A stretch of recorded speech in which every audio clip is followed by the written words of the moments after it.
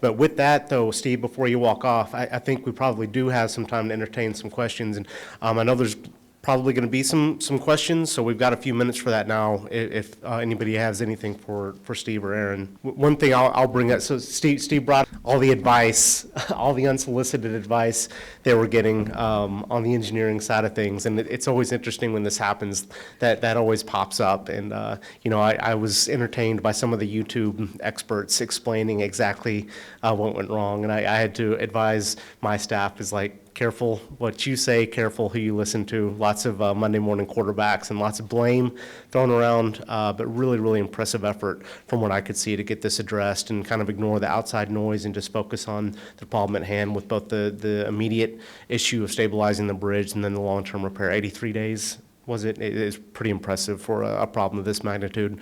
Jeff, go ahead. I'm sorry to keep on asking all the questions over here, but it was a fantastic project, but this is directed more towards Steve. And I noticed that it's an easy question, okay? You had basically a huge truss like this that's non-redundant structure, and you don't have any internal redundancy because they weren't built-up members. Are you handling the inspections slightly different because you have another bridge similar to this for these non-redundant members that have no internal redundancy? Of course, I may defer to Mike Hill to answer this even better than I can, but as we have a fracture critical inspection process, and so again, I don't know if I'm answering your question, but it was a pretty simple fracture to find at this point. Now, as Aaron mentioned, there were some very hairline cracks on the inside, which could be just as serious, that were found by ultrasound testing, and but as far as for the hands-on inspection, I mean, this was a pretty simple thing to find, and it was just overlooked by an inspector that admittedly was going too fast and not covering every portion of the bridge. And so our routine, this was not an area of the bridge they couldn't reach.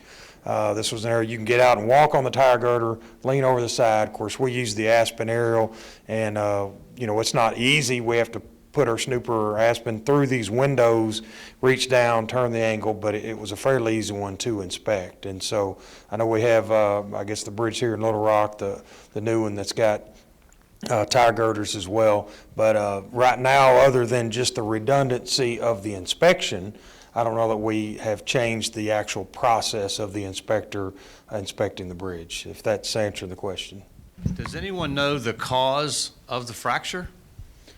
Well, I mentioned the fracture report is so we, through Michael Baker, we got Wish Janney to come in and they cut that fracture out and do the forensics and the metallurgy.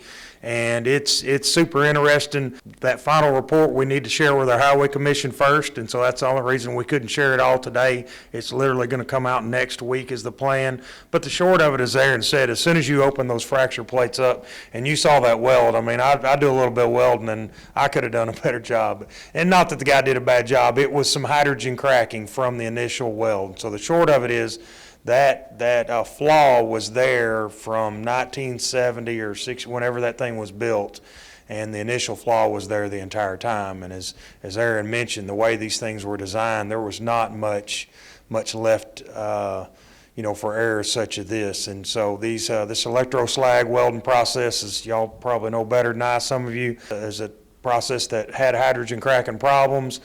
They done some testing in the 80s, and just we're not sure how they missed that. But in short, that was the reason. It was an original welding flaw. I just wanted to let everyone know that Census, who manufactures sensors, was pleased to be part of the team and was able to install over 40 sensors on the bridge in about a day and a half, 2 days. How much pressure or consideration was there to reopen the bridge partially after the phase 1 repairs? On a scale of like 10 to 20 probably. Oh, maybe it was the emergency repairs. So the interesting challenge is, once we got phase 1 done and they saw contractors working out there, again, you got 6 lanes and a whole nother side.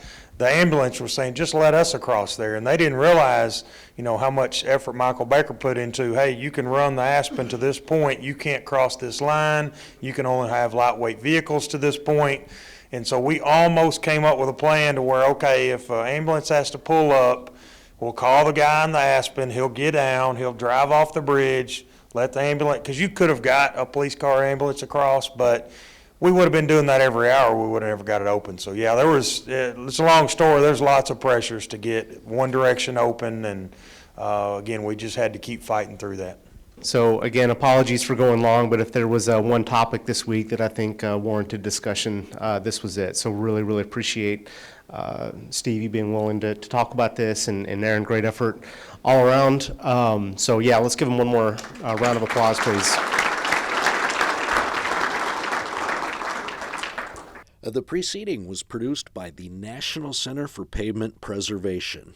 More information can be found on the web at pavementpreservation.org. Additional support provided by Michigan State University.